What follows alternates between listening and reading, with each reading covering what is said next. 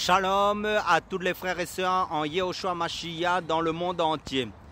Je suis le frère Ciel de l'île de la Réunion. Je suis docteur enseignant de la parole de Dieu en Yehoshua Mashiach, notre Seigneur Jésus-Christ. Salutations à tous ceux qui sont en France, en Europe, en Asie, en Suisse, en Belgique, en Roumanie, en Yougoslavie, que ce soit en Australie, que ce soit en Suisse, que ce soit en Nouvelle-Zélande, que ce soit en Afrique, en Amérique, au Canada, à New York, que ce soit au Brésil, que ce soit en Argentine, que ce soit dans les pays asiatiques, que ce soit dans les pays de la Russie, que ce soit dans les îles de l'océan Indien, dans les îles, que ce soit l'île de la Martinique, l'île de la Guadeloupe, que ce soit dans les îles de Maurice, dans les îles des Canaries. Salutations à tous. Et si j'ai oublié de mentionner votre pays et que vous vous trouvez connecté à ma chaîne, soyez tous les bienvenus et bienvenue à toutes les nouvelles personnes qui se connecteront pour la première fois sur ma chaîne.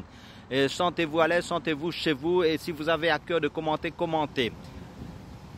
Et soyez tous bénis. Et pour introduire un peu sur ma chaîne, nous faisons que faire connaître le Seigneur Jésus-Christ qui est notre Dieu, notre Sauveur, notre Seigneur des Seigneurs, notre Roi des Rois, pour consolider, pour fortifier, pour affermir les frères et les sœurs dans la foi et pour annoncer la bonne nouvelle de l'évangile pour le salut des âmes, car l'évangile c'est la bonne nouvelle de Jésus-Christ pour quiconque croit, pour le salut de leur âme, car il n'y a sous le ciel, car il n'y a aucun autre nom qui a été donné sous le ciel par lequel nous devrions être sauvés que par le nom du Seigneur Jésus-Christ pour le salut de nos âmes.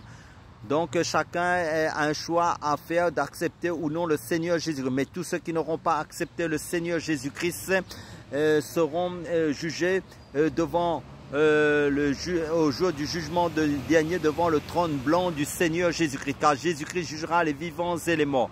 Tous ceux qui l'ont pas accepté, qui ne seront pas inscrits dans le livre de vie. Et justement, nous allons parler un peu de cela.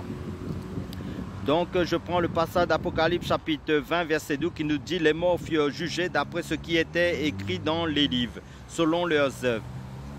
Et je prends Michée chapitre 7 verset 18 à 19 qui nous dit: qui est un Dieu comme toi, pardonnant l'iniquité et passant par-dessus la transgression, tu jetteras tous leurs péchés dans les profondeurs de la mer. Amen, alléluia. Donc, pour illustrer un peu, Jésus prenait souvent des images, des illustrations dans la vie courante pour faire comprendre les choses spirituelles, de la vie du royaume, de la vie spirituelle de Dieu, pour faire comprendre la vie de l'esprit de Christ, de Dieu. Donc, dans un service du personnel, par exemple dans une entreprise qui possède un broyeur à papier, chacun est invité à l'utiliser pour détruire les documents périmés ou contenant des informations confidentielles. Avec un ronflement étouffé, l'appareil fait son travail, dévore le document qu'on lui présente et le réduit en miettes normalement. De plus en plus en un tas de miettes qui n'auront plus rien à voir avec l'original. Toute reconstitution est quasiment impossible. Quelle sécurité pour celui qui ne veut surtout pas que le contenu soit un jour divulgué. Mais il existe d'autres informations qu'aucune machine n'est capable de faire disparaître. Ce sont les actions de chaque être humain inscrits dans les registres célestes, les livres qui seront ouverts au jour du jugement pour ceux qui n'ont pas accepté Jésus-Christ. Pensée difficile à supporter pour notre raison comme pour notre conscience. Dieu sait tout et pour ainsi dire enregistre tout sur une immense mémoire infaillible. Et chacun aura à rendre compte de ses actes.